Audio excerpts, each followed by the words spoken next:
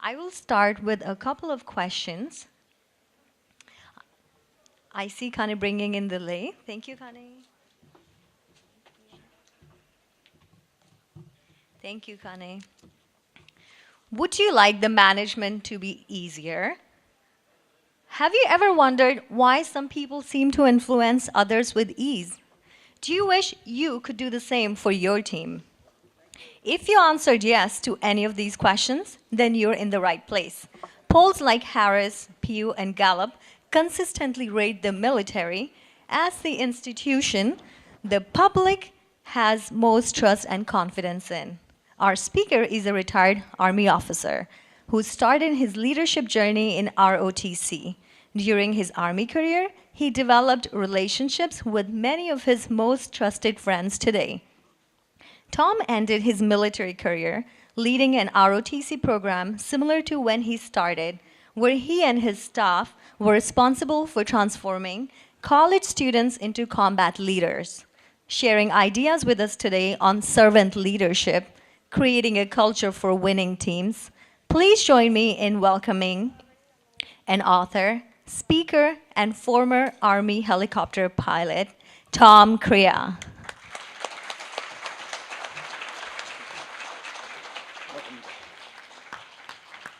What's the difference between being a manager and being a leader? When I flew helicopters, we trained to operate at night, and to help us, we used night vision goggles. To prevent this, we had to have a 5-pound counterweight. I remember the headaches. For 90 minutes, we'd fly low. Our goal, stay below the radar. You won't see the landing zone until you're seconds out. You look for an inverted Y. Glow sticks, placed there by a team of pathfinders. On a good day, it looks like this.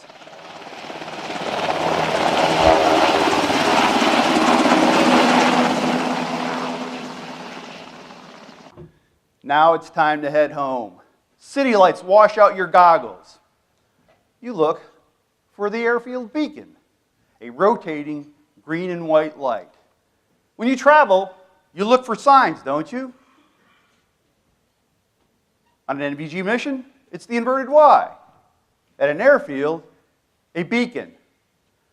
Always ready, always there. Are you that bright light guiding your team? Now, one of the best things I learned in my leadership journey was the value of feedback. And sometimes when I speak, I get this feedback. Tom told too many Army stories. That's what I said. So the real point here is, don't look for my Army story. Look for the leadership lesson and how you're going to apply it to your journey. So let me have a little fun with this. Who can tell me the difference between a fairy tale and a war story? Who said that? Good answer. He stole my thunder. A fairy tale starts once upon a time. A war story starts, there I was, March 4th, 1988. After a long night vision goggle flight, it's time to head home. 90 minutes. Our partners choose to do an instrument approach, which means they have to climb and make a few turns. I'm tired. I tell my co-pilot, fly north. We're just a few miles south of the airfield. I set down the map. When I hear tower, clear, the other helicopter to land, something's wrong. Why haven't I seen the airfield? We climb. Before I know it, the panel lights start flashing. Worse, it's accompanying and very annoying audio. Wah, wah, wah. Not a good sign. I call tower. No response. If they don't know we've landed, they'll launch a search and rescue operation. This is not career enhancing. I pick my spot, land, I tell my co-pilot and crew chief to stay with the helicopter while I go make the call. It's 1988. No cell phones, no GPS. I have an hour. I hurry to the road, flag down a taxi, open the door, step inside. Now what? I've lived here for 3 years, and I don't speak their language. I give the signal. We head east. I'm a little uneasy. We arrive at a police station. There's a map on the wall. Chunju. Chunju? This is miles east of where I'm supposed to be. How did I get so far off course? Focus, Tom. Give the signal again. Dial and get the operator, who speaks Hangul. Luckily, she connects me to the U.S. military switchboard. Major Christic gets on the line. He starts chastising me for my obvious mistake. Sir, I need gas, not a lecture. You can chew me out tomorrow. Can you get gas to these coordinates? Sure, Tom. Now, I know what you're thinking. Give me a break. I was 24. The skills curve. The skills curve says that when you enter an organization, I'm going to get back to that story, I promise, later. The skills curve says when you enter an organization, 90% of your success at the individual contributor level depends upon your technical skills, and only 10% your people skills. And as soon as you get promoted to management, it's where the greatest change occurs. 50% people, 50% technical. Middle management, 75 people, and top management, 90% people. Your reasons for success are completely reversed. The donut hole. You get trained on the technical skills before you arrived. When you're top management, you'll get leadership training. And if you're lucky, as a middle manager too. But when you need help the most, you are somehow expected to learn leadership on your own. So what frustrates you more than anything? I asked that question at a conference in Dubai. And William here says, with some exasperation, I just want my people to do their jobs. I feel like I have to do their work for them. I want my life to be easier. I said to William, why are you doing their jobs? If you want your life back, you have to learn to delegate. When I had my first command as a young captain, I trained for triathlons twice a day. And as a lieutenant colonel, my second command, I was able to get a second master's degree. Now, how did I do that? Because I learned to delegate.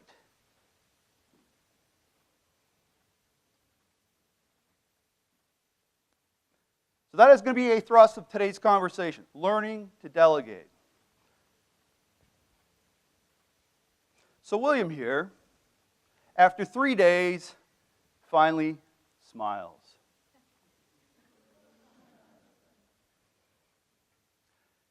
My leadership journey.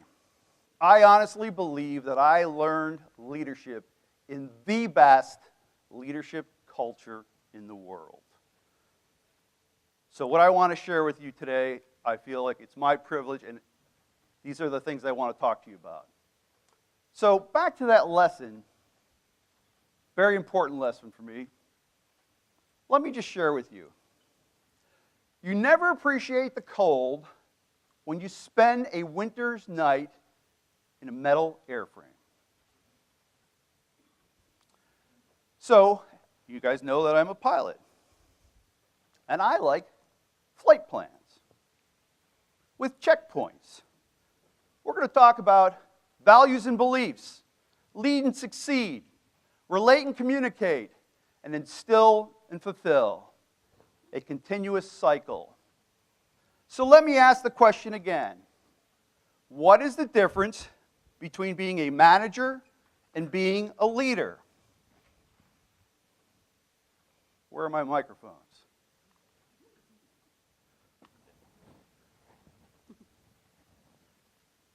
Great. Thank you very much. Because you're the first brave person. Oh, thank you. You're welcome. Thank you. Really appreciate that. So that's leadership, influence, and management is getting the task management, getting Okay. the work done. More of that. Leadership is more influential. Good. Thank you very much. You can pass it to the next person. Or thank you. Got another one? Okay. Yeah, going beyond influence, inspiration. Good answer. Thank you so much. We'll go one more and we'll keep going. Anybody? Oh, yes. What I wanted to add is that you can be a leader without being a manager. The other way it doesn't work, really. You guys are stealing my thunder. All right, good job. Good job. Thank you very much. Let me tell you how I view this. You manage tasks, you manage schedules, you lead people. Would you rather it be said, I'm managed by Tom, or I'm led by Tom? Right. So, people quit their bosses, not their jobs. Heard that one before? Okay, let's get going. Values and beliefs. Why do you join organizations? Why do you choose your friends? I submit to you that the reason you choose organizations are because you like the rules. You've decided this is where you want to play. That's the playing field. Now, let's say you're a gifted athlete and you can play any sport in the world, baseball, basketball, football, and you choose baseball. I submit to you that the reason you chose baseball is because you like the culture. You're willing to play by the rules. Or maybe you just like hot dogs. No, you want your contributions to matter. You want to be a part of something greater, don't you? Why do you follow others? August 1979. I arrived at the University of Dayton to begin my adult journey. The first thing I do is I sign an Army scholarship contract and commit the next 8 years of my life. Vietnam's still fresh in everyone's mind.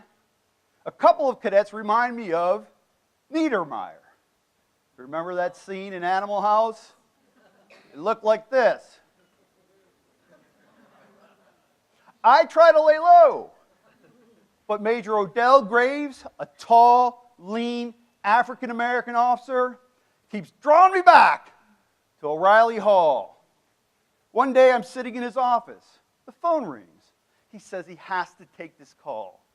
He starts chewing out the person on the other end of the line. I'm thinking the rest of our conversation is not going to go well. When he gets off the phone, he picks up right where he left off. Like nothing ever happened.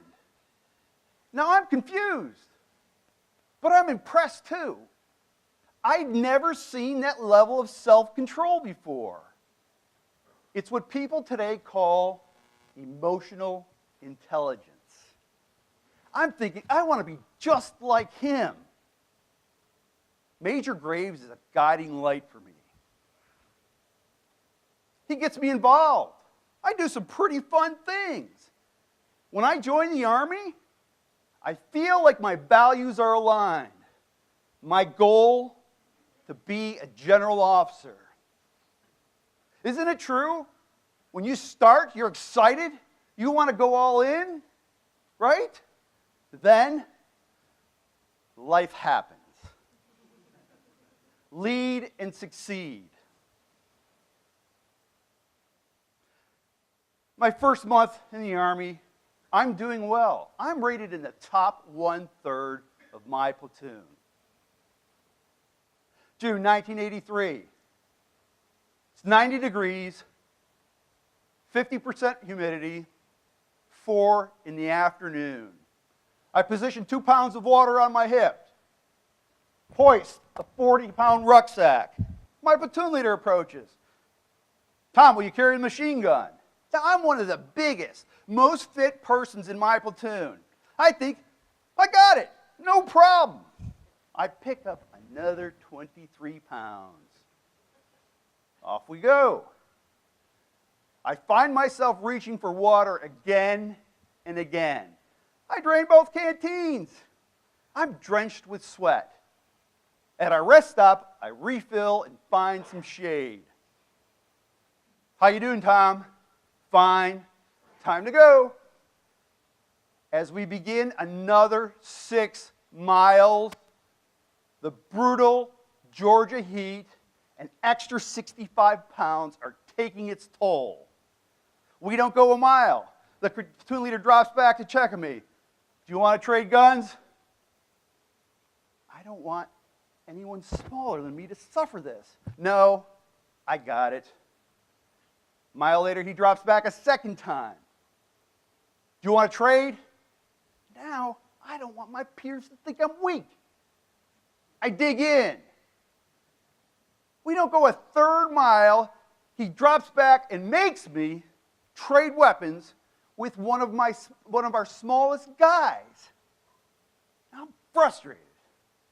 But secretly, I'm relieved.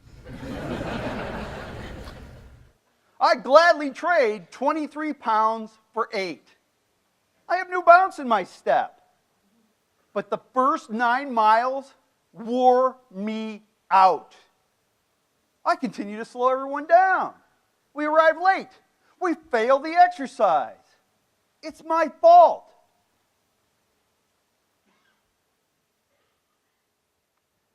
Have you ever done something with the best of intentions only to let others down? What was I missing? No? Or what was my excuse? What was my excuse? That's right, she said it. You didn't hear her. She said testosterone. Exactly.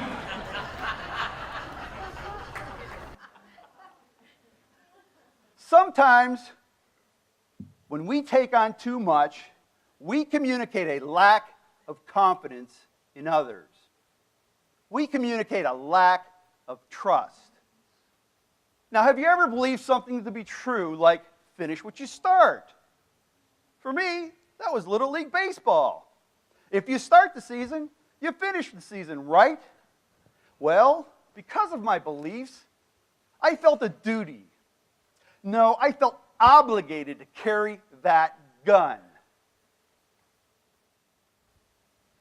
Sometimes,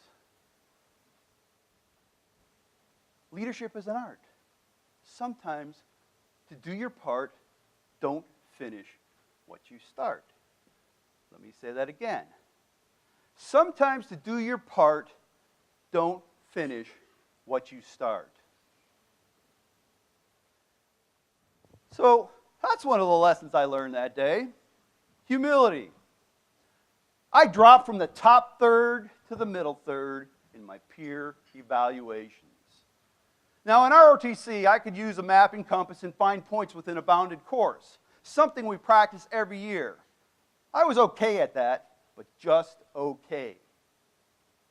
3 kilometers per hour on foot.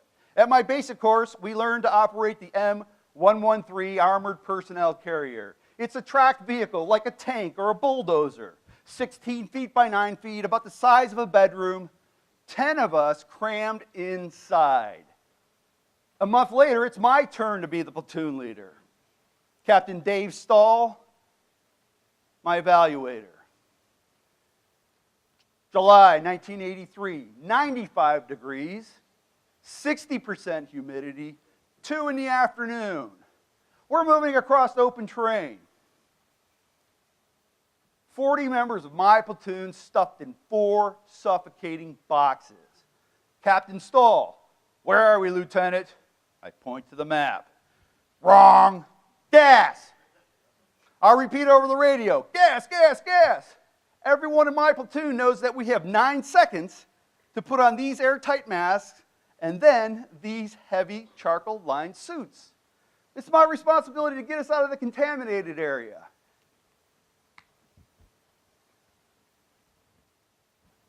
I yell, 12 o'clock, 500 meters. My driver can't make out my muffled voice. I scream, 12 o'clock, 500 meters. Off we go. Where are we, Lieutenant? Or what now, Lieutenant? Sir, we're out of the contaminated area. I give the all clear. Wrong.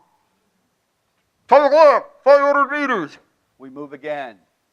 This goes on for an hour. After our next move, I give the all clear. Captain Stahl is not happy with me. So, feedback time. The after-action review. 5 minutes later, we're all huddled at the back. Men, let's take a look at what just happened here. Lieutenant Crea, what made you think you were all clear? Lieutenant Crea, if you did that in combat, your buddies would be gasping, choking, puking up spit right now. Lieutenant Crea, if you don't learn to navigate, you're going to get your people killed. Core competencies. Critical, aren't they? So let me ask you this question. It's worth a book.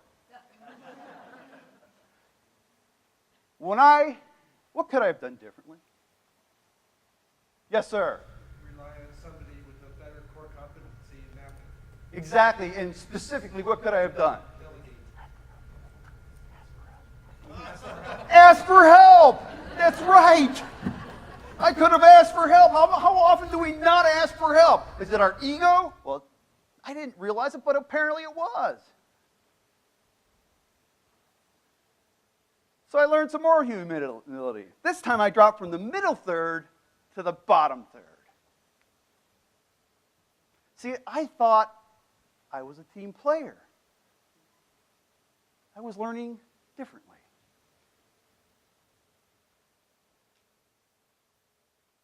So, here's another question for you. Why do you think I called all clear?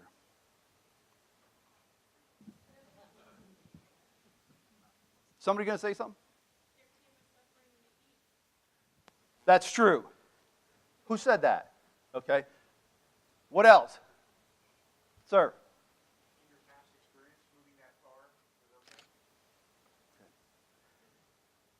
That's true as well. There are a lot of things that are true. But here's where I'm going with this.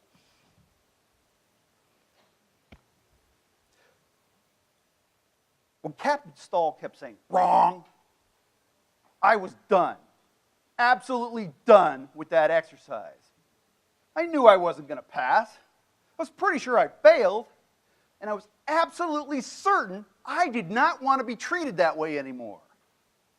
Our values are important to us, aren't they? What do you do when your boss doesn't honor your values? And what do you think happens to your people when you don't honor their values? They might check out just like I did.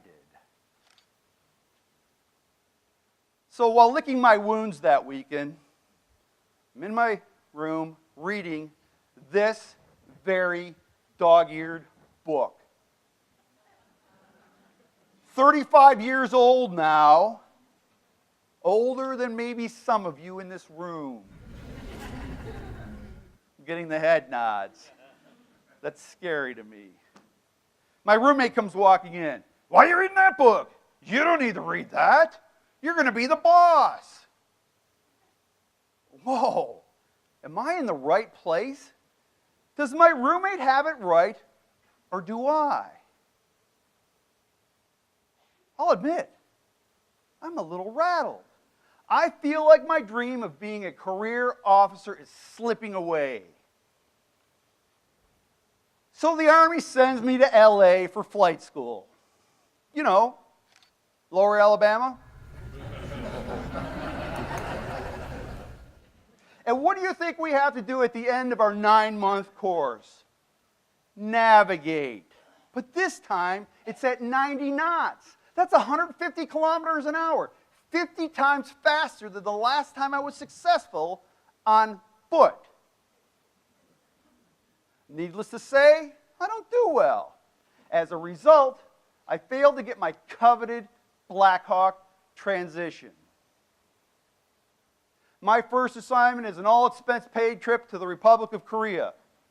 I start my career flying the older Vietnam-era Huey helicopter. I'm a little disappointed. The first time I go out and fly, I fail at navigation yet again. I need practice. But with so many new aviators in our unit, there's a lot of competition for flight time. Now I have a problem, because I get to fly along the border with North Korea. Just this past April, an Olympic charter plane landed in Pyeongchang, North Korea, instead of Pyongyang, South Korea. Had I made that mistake? Think about it. My first job is to serve as a platoon leader. I have a warrant officer, an instructor pilot, a non-commissioned officer, a platoon sergeant, both of whom have 10 or more years of experience. My experience, 13 months as a student. Meet Sergeant Watson. Why should he follow me? October 1984. It's dawn, a crisp fall morning, clear skies. I'm excited to fly. Upon return from my pre-flight, Mr. Welda intercepts me. Sir, I smell alcohol on Sergeant X. Now this violates our 12-hour bottle-to-throttle rule, which means no alcohol or any residual effects for 12 hours prior to working with the aircraft. Now I have a problem. I have no clue what to do. And Mr. Welda knows it. Sir, you need to take Sergeant X in for a drug and alcohol test. He has a wife, lives off base.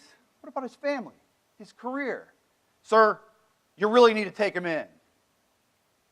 Now, I'm 23 years old. It's a Saturday morning. All I wanted to do was fly. I approached Sergeant X. Yep, he smells like alcohol.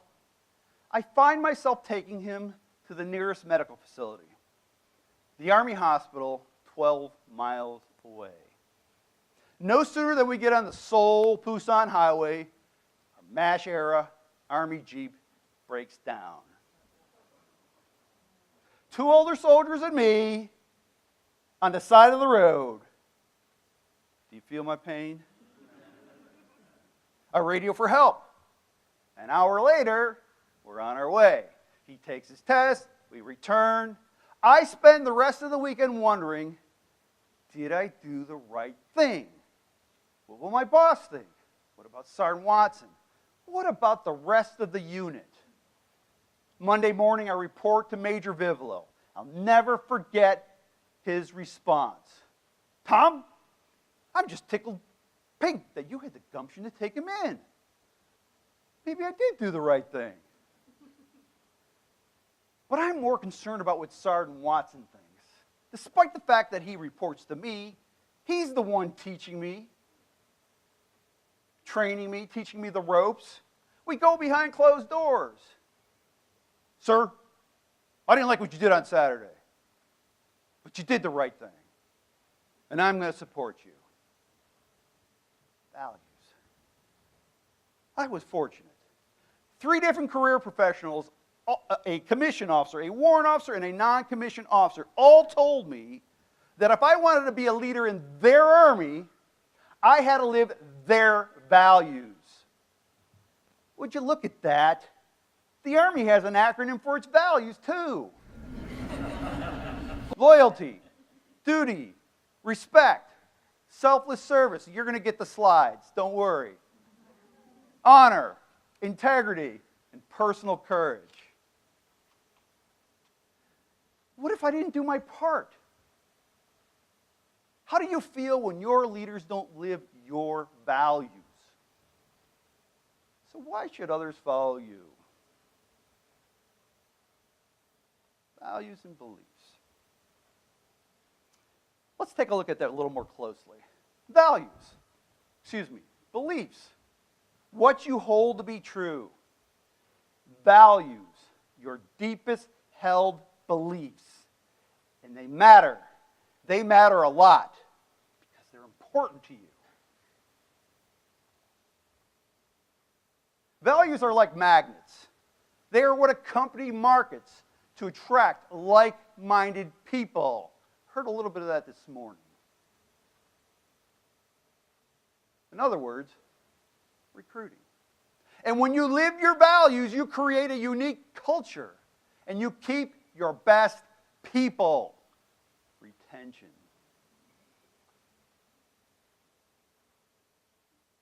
Companies need people to live their values too, don't they?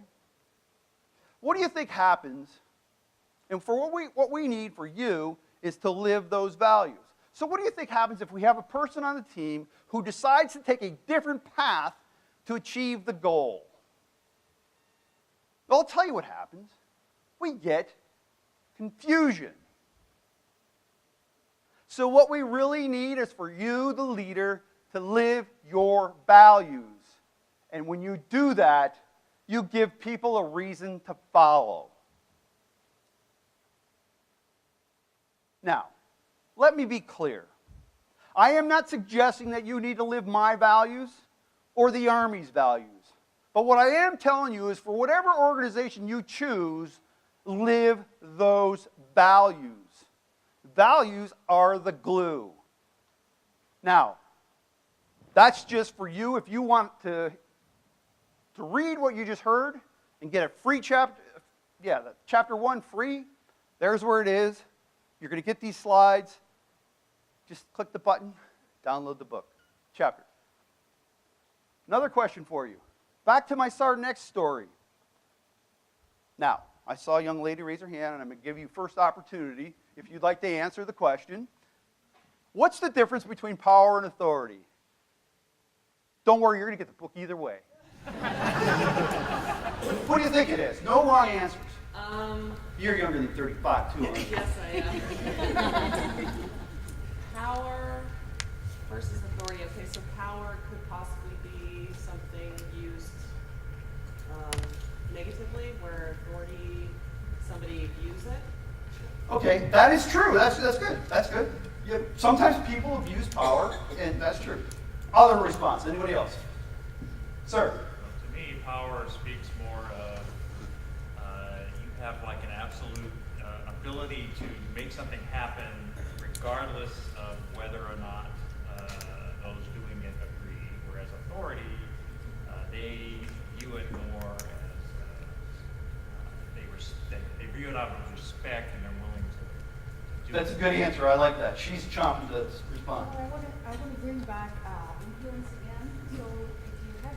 Oh, that's good, because that's the word I'm going to use. Go ahead. Sometimes you don't have the authority, and it happens in project management and law. We know that in our profession, you don't have the authority, and you lead teams that, they're not, you're not the functional managers. You don't have the authority. So, and you're leading those teams and managing those teams. So, you got to have the power to convince them, and you do that through influence. You're leading.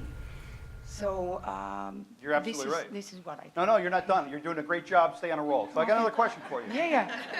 Do I get the book or? Sure.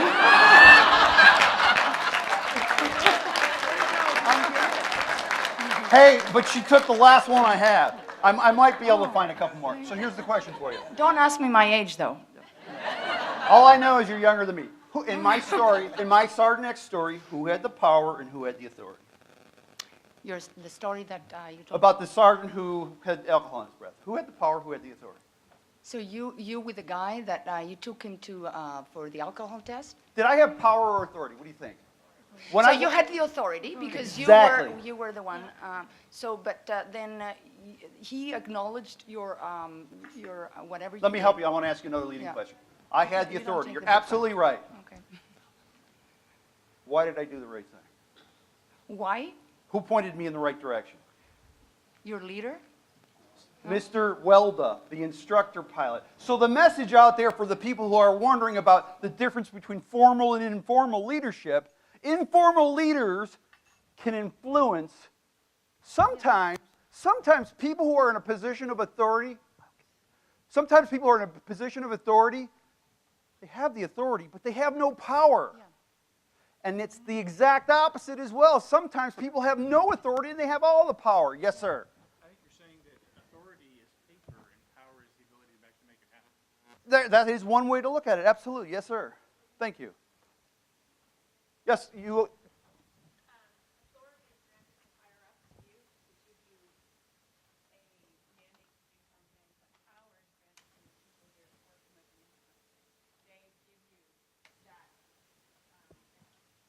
So I'm going to paraphrase what you're saying. Authority is given from on high. Power is given from the masses because they respect you. Thank you.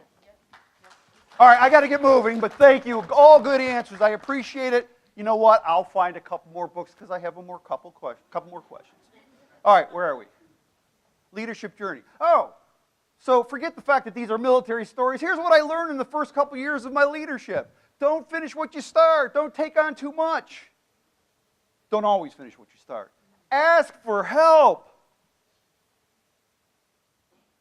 Honor people's values, and above all, on both of these last two, above all, values, and learn humility. All right, to recap. Why do you follow others? Major grades was a guiding light for me. Why do you join organizations? I wanted to fly. I wanted to serve. Why should others follow you? Are you that guiding light? I certainly wasn't one. Not yet. So before I close out this first half, I do have to say, if you want to be a guiding light, be a servant leader. In 1970, Robert Greenleaf wrote an essay on this topic, and he defined what three-part best test. Number one, do those served grow as persons? Do they, while being served, become healthier, wiser, freer, more autonomous, more likely to become servants? And finally, what is the effect on the least privileged in society? Will they benefit or at least not be further deprived? I encourage you to look it up and read his essay. So there's our first half. Now we're on to part two. We're talking about servant leadership. How do you create a culture and build winning teams?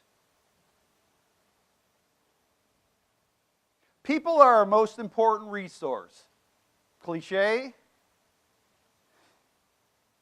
Well, I seem to think it is.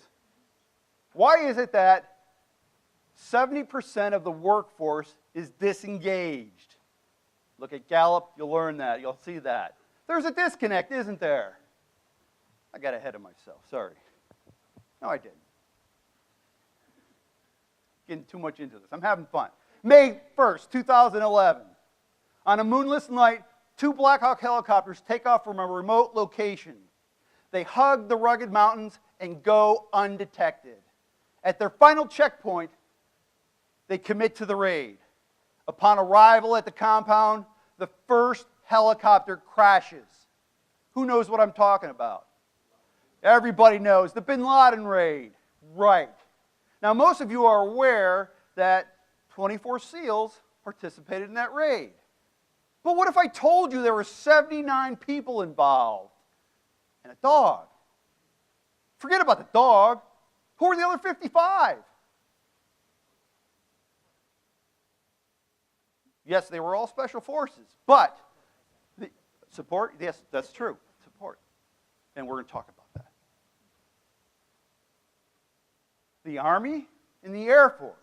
How do people from 3 different cultures unite for such a complex operation? Now, here's what you don't know. They flew for 90 minutes. They loitered while these SEALs did the raid for 38 minutes, and then they flew on the egress for another 90 minutes. That's more than 3.5 hours of flight time. But a Blackhawk only carries 2.5 hours worth of fuel. How did these guys get gas in the middle of nowhere? These poor guys who operate in our worst conditions. Unsung heroes. We all have them, right? So, 40% of the people, first-time managers, fail within the first 18 months. And 82% of the time, the reason is a common reason. What do you think that is? All right, I'm going to grab some books. I want to see a hand up.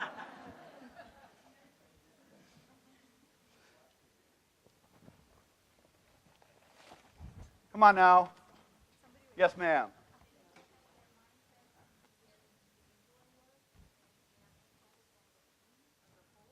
Yeah, you are on the right direction, absolutely.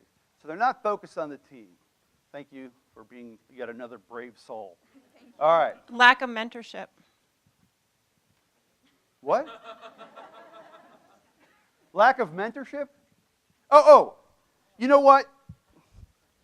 I'm running out of them because the rest of them I want to sell after that. Could you hand her that? But you've been great, you've been answering a number of questions, but I'm going to probably call on you for one more. Just for fun, because you're a good sport. All right, as a matter of fact, I'm going to call on you right now. So, 82% of the time, the reason is lack of mentorship, you say. And I'm going to suggest to you that, and we're going to have a little dialogue here, that it's a failure to build relationships. Managers underestimate the importance of building relationships. Now, when you go into a relationship, do you go into a relationship with the 50-50 attitude? No, you want to give more. Exactly. Now, why? See, if you go into a relationship with a 50-50 attitude, your relationship's going to fail. You'll never meet. That's right. Why? Because we're all human, all prone to error. If you go into a relationship with a 50-50 attitude, your bridge will never form. Your bridge will never form. You have to ask yourself as a leader, do you want your relationship to work? Of course you do. So that means you have to go in with a 75 approach. And you know what else? As the leader, you have to be the one to initiate. And that takes great self-awareness. Relate and communicate. Now, I suspect most of you have never seen a sling load operation. As helicopter pilots, we can only see what's in front of us and out the sides, never anything directly below. In order to do the hookup, we needed our crew chief to guide us to the hookup man. Everyone has to understand the problem, see it clearly, and work together, communicate. It takes a team. And more important, it takes teamwork. So for those of you tired of my military stories, I have one. Who's seen this movie? Good. Hey, sometimes the answer's not yes. Apollo 13. Now, there are so many leadership lessons in that movie, but for now, I want you to focus on one thing. Vantage points. Houston, without the computer, what do we use for orientation? Without power, we can't give them a read. I'm not talking about power, I'm talking about references. No, there's no references. We have a bunch of debris up there. Well, now look, Houston, all we need to hold attitude is one fixed point in space. Is that not correct? Yeah, roger that, Jim. Well, Houston, we've got one. If we can keep the Earth in the window, flying manually, the COAS crosshairs right on its terminator, all I have to know is how long do we need to burn the engine? Okay, this is going to take all three of us. It takes a team. Now, I actually want everyone to do this. I want you to make a V-shaped window. Come on. All right, I'm checking. I don't want to see any U's out there because none of this soft, curvy stuff. I'm an Army guy. Hard, straight lines. 12 o'clock. Shift your window to 11 and then to 1. Everything changed, didn't it? An entirely different picture. Let's try that again. 12 o'clock. Tilt your head to the left. Now tilt your head to the right. Once again, everything changed. Different vantage point, different perspective. So as a leader, sometimes we need to consider other people's perspectives. And sometimes we need to reconsider our perspective.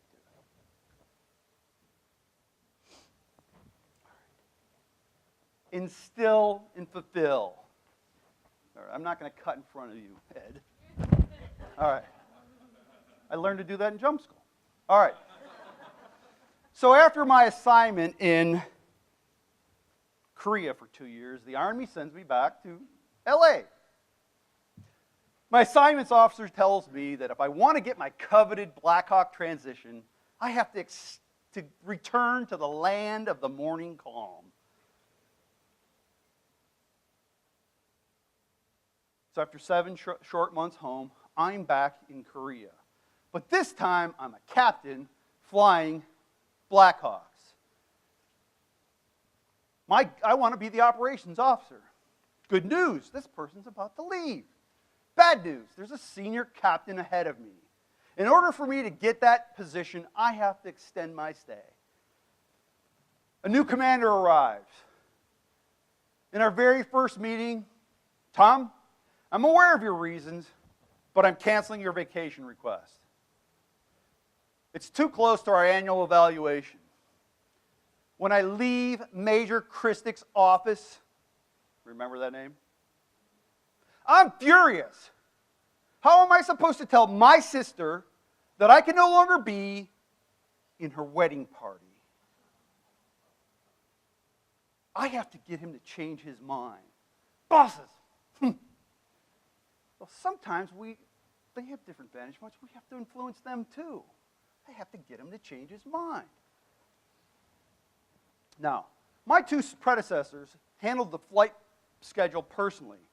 I decided to delegate this task to Tom Sylvia, a very capable warrant officer. Now, here's a question for you. If I delegate this task to Tom, am I responsible? Good answers. So here's the Army axiom. You can delegate authority, but you can never, ever delegate responsibility. What do managers want most? They want their leaders to be responsible. What do you think employees want most? They want you to give responsibility.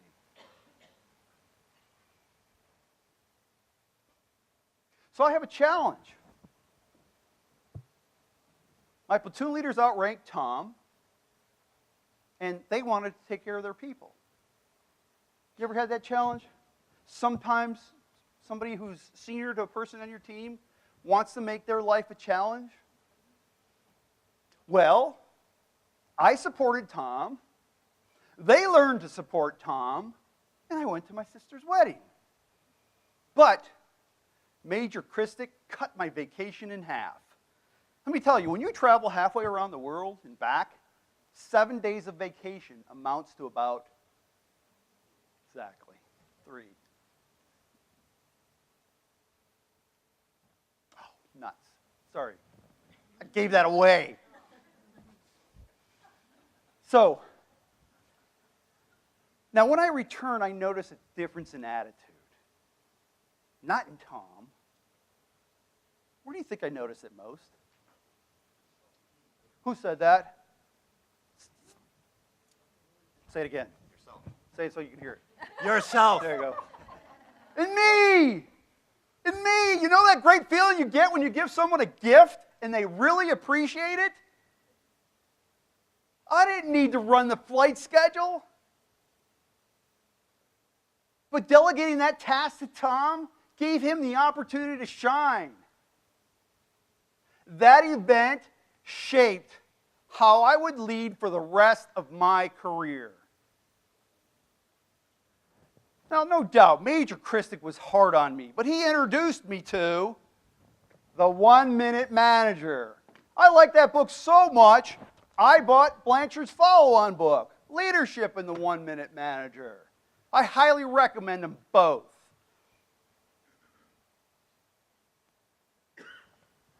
Because of Major Christic, I learned these things. Individually, he treated me with dignity and respect.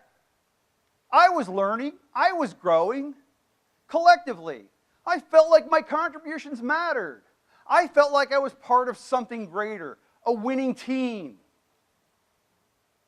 Because of Major Christic, I learned to delegate. Wasn't it my job to do the same for others? So here we are. Back to this story. Why should others follow you? Here's the best tip I can give you. I've learned that people will forget what you said, people will forget what you did, but people will never forget how you made them feel. So the question is, that was one of the best assignments for me. Now, could I take this and put it all together in my next assignment, my first command?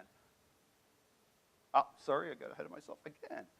So that's what I was thinking about that night on the helicopter, like all the things I was learning. Communication. A few years later, I go to Honduras.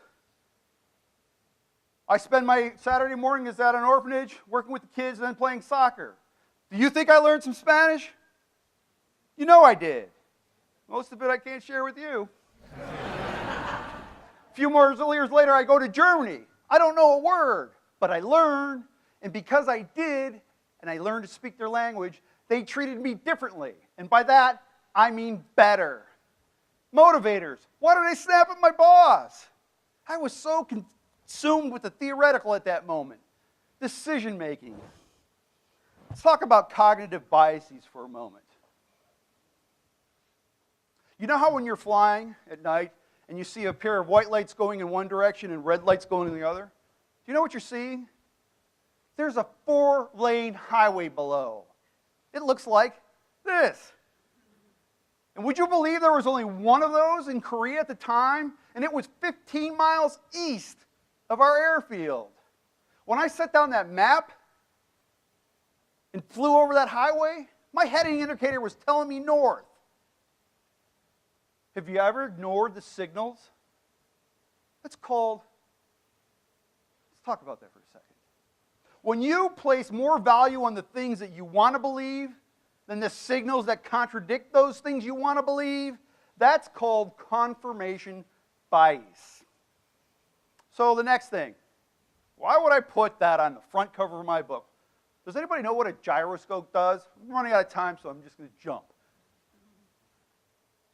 A gyroscope is used in navigation systems, and when it's operating properly, it keeps you balanced, stable, and heading in the right direction.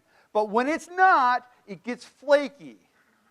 Maybe it tells you you're heading north when you're really heading east. Do you want to know how many times that happened in my entire career? That's right, once. Lucky me. All right. So I am reflecting that night on all of my needs improvement areas. Unsung heroes. The next morning, the fuel truck arrives. Sergeant Bay, the head of my section, comes personally. My level of embarrassment reaches a new low. When he comes, he gives me this look. Sir, you had a bad night. See, because delegating helped me focus my time on these guys. You had a bad night. And when you return, it's going to get worse. But don't worry, we've got your back. Isn't it true that the way you treat others always comes back around? Sergeant Bay gives me the lift I need. When I return, Major Christic promptly strips me of my pilot in command status.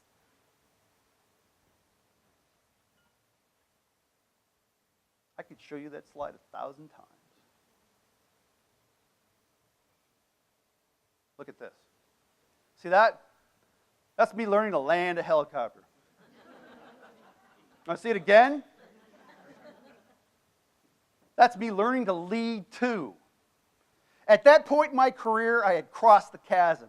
The Army needed my people skills more than my technical skills. But I'm stubborn. Core competencies.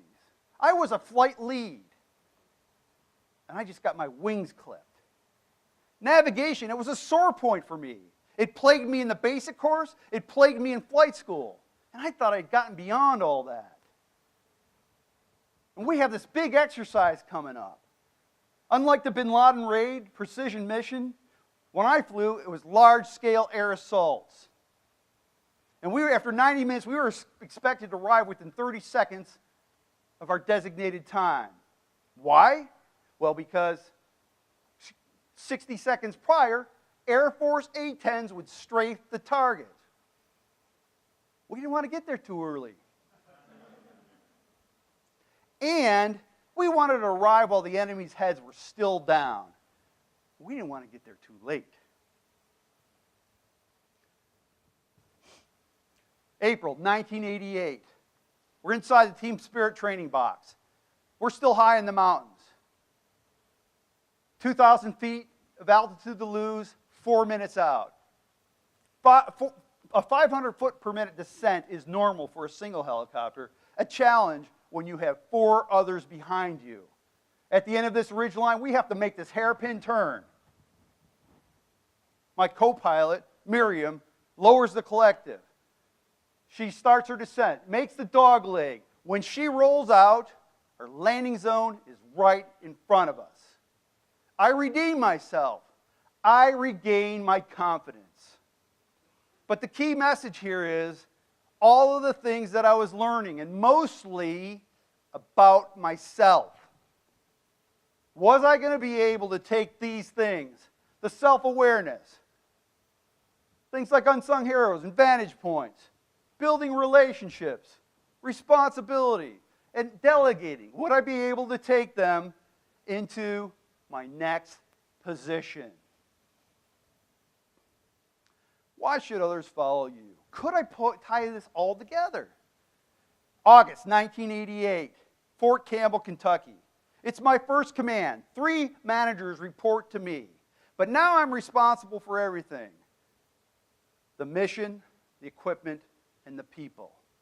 But in my command, there are no group missions for me to lead. We have one, unlike my peers who operate as a group, we have 1 ship, 2 ship missions at best. One time we had 7 helicopters in 7 different states. To make it more interesting, my brigade commander, 2 levels above me, has this vision. He wants to reorganize. And we're that linchpin for his vision. We have to swap 19 airframes, intensive aircraft inspections, with 9 different stakeholders, none of whom report to me. Sound familiar? Those are my people. I'm the gangly one in the back. I quickly realize I can't do this on my own. I decide to delegate everything possible, empower every step of the way. I get good at listening. Exactly. We have a major exercise coming up and a beta test a few months prior to that. My 3rd platoon leader finally arrives. It's my opportunity to train the new guy, Zach.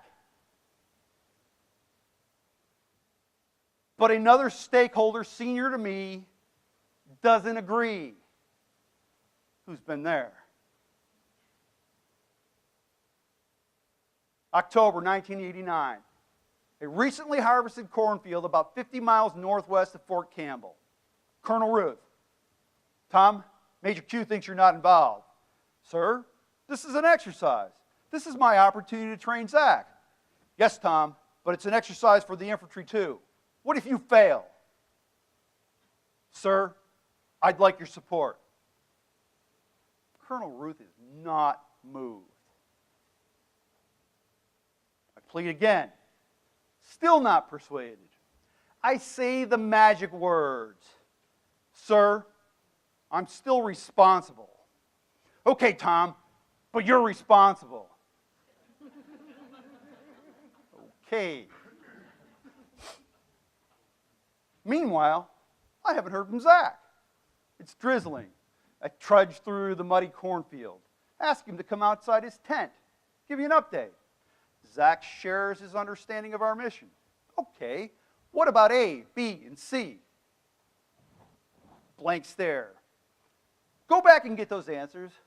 And this time, be sure you come and find me. Time passes. I don't hear from Zach. It's raining now. I slog over to his tent again. Ask him to come outside again.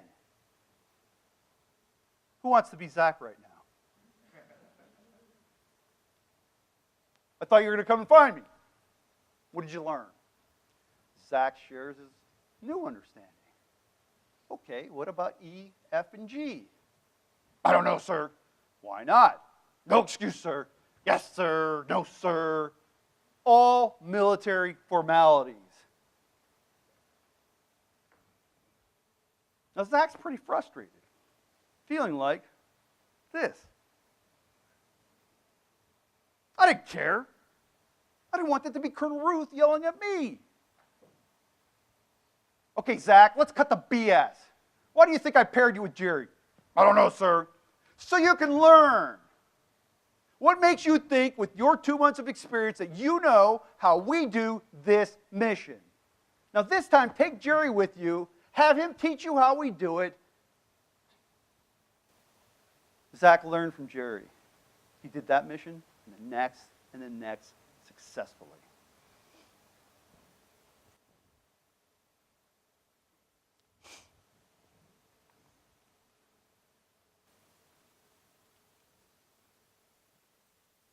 So I missed one thing there.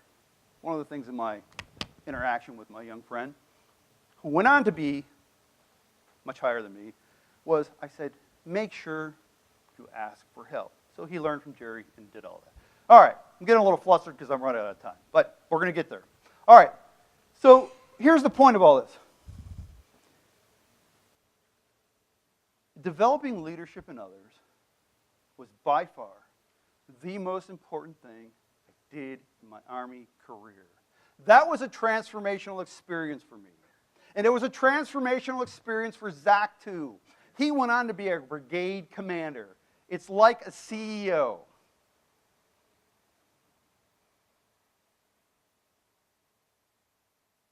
Develop your team. So we deploy for that exercise. On the second stop on day 2, I hear this thunk. 2 flights of 4 helicopters. I hear this thunk. We shut down. Part broke off and damaged one of the rotor blades. Now, that aircraft is going to be stuck on the ground for 3 days. And so here's a quick message for you. Do I stay with my aircraft, or I switch seats with another pilot? I switch seats. Why? Because I need to stay with the main body. I'm the leader. I stay with the 7 aircraft while the other pilot got to stay back behind with the 3 helicopters. Day 3, we arrive in the desert to begin this exercise. The National Training Center, Fort Irwin, California. February 1990. I make my approach to the mountaintop. Put the tail wheel down, then the main landing gear. With 16,000 pounds still suspended by the rotor system, I ask my crew chief, all clear? Yes, sir. I lower the collective. The helicopter descends another 12 inches. Pathfinders get out. Crew chief gets out to check. Uh-oh. What do you mean, uh-oh? There's a rock underneath. There are rocks all over this mountain. What does that mean? Well, a big rock punctured the bottom. Didn't you just clear me? We have to shut down, inspect, and get cleared for a one-time return-only flight. Upon my return, I find Colonel Ruth, tuck my tail between my legs, and report what happened. Bad news never gets better with age. A few days later, same type of mission. Different co-pilot, different crew chief. Put the tail wheel down, then the main landing gear. Clear below? Yes, sir. Are you sure? Yes, sir. Uh-oh. Expletive! We've gone from 8 helicopters to 3 because the desert sand took another 2. When I go back and I tell Colonel Ruth what happened a second time, there are tears in my eyes. You know what I get for all this? My guys start calling me.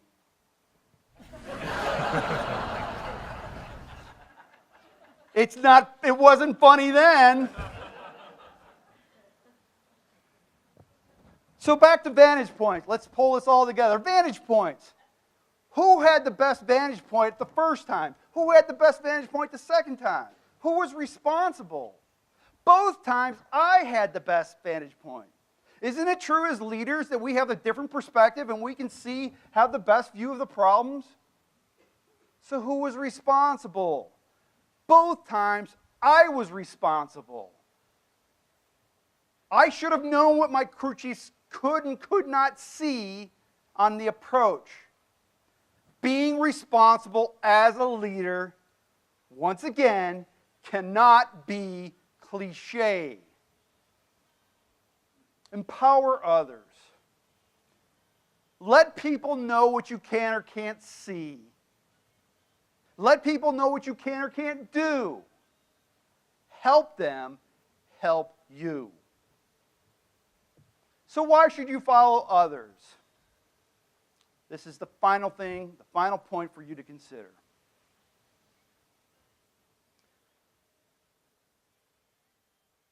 What is your role as a manager or your responsibilities? Stated differently, what is your leadership purpose? When you leave here, think about that. You see, on the one hand, your reasons are going to be about position, power, or money. And on the other hand, your reasons are about serving others. And wherever you are on that continuum, my goal is to move you to the right. Individually, treat everybody with dignity and respect. Help them learn and grow. Collectively, make sure they feel like their contributions matter and they feel like they're a part of something greater. A winning team. That's me leading the men of D Troop. Not long after that exercise, August 2nd, 1990, I depart Fort Campbell. That's the day Saddam invaded Kuwait. 7 days later, my unit gets ordered to Iraq. Unfortunately, my successor did not qualify in the airframe. Zach and Bob, they led instead. You see, my leadership purpose was to be able to have those men go to combat and return to their families, which they did. So on your leadership journey, 5 more points I believe I have here for you to consider. Listen. Develop and empower your team members. Take responsibility, yes. Take responsibility for their actions, but hold them accountable. And most important, learn to delegate. If you want your life back, learn to delegate. And never forget, people will never forget how you made them feel. And when you do that, your team will do things that look like this.